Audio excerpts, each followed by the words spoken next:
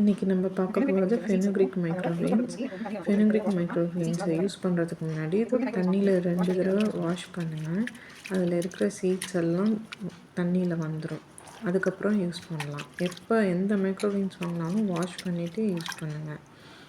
அதில் இருக்கிற சீட்ஸ் எல்லாம் தண்ணியில் கழுவும் போது செப்பரேட்டாக வந்துடும்.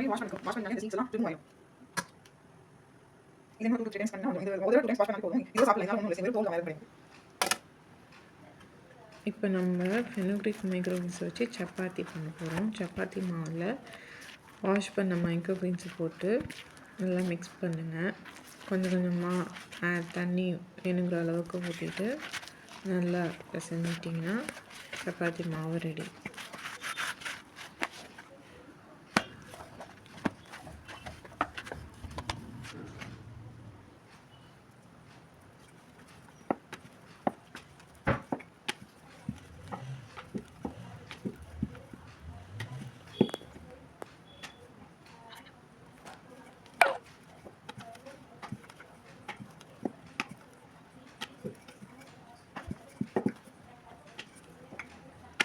Chapati with paneer butter masala ready.